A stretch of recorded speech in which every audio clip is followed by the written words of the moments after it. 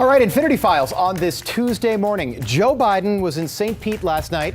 Just another stop on his book tour / early campaign stop for what many say will be an unprecedented third run for the presidency in 2020.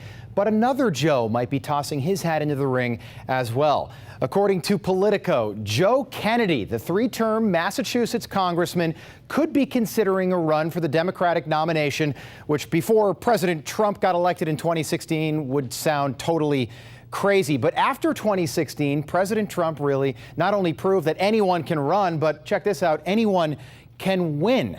So who is Joe Kennedy and why do we care? Well, this is Joe Kennedy, the Massachusetts Congressman. We care because he is a Kennedy. The name still matters. It's got a lot of credibility or whatever you want to call it here in the United States. But in 2020, Joe Kennedy will only be 40 years old. Compare that to the other Democratic frontrunners right now. Elizabeth Warren, she'll be 70. Joe Biden will be 77. And Bernie Sanders will be 78 years old in 2020. But for anyone who thinks that 40 might be a little bit too young, check out French President Emmanuel Macron. He is 40 years old. Justin Trudeau was just 45 when he took over as Prime Minister of Canada, and Joe's grandfather, Robert Kennedy, who was killed 50 years ago tomorrow, was only 42 years old when his life was cut short in 1968.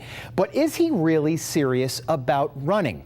Well, I say yes, because this is typically what happens in the build-up to a campaign. Little leaks, little articles start coming out. I want to know, though, would you vote for a 40-year-old? You can let me know what you think on my Facebook page. Interestingly enough, if he was elected, he'd be the youngest person ever elected to the presidency, but it might be in his blood. The youngest man ever elected right now was his great uncle, John F. Kennedy, who was just 43.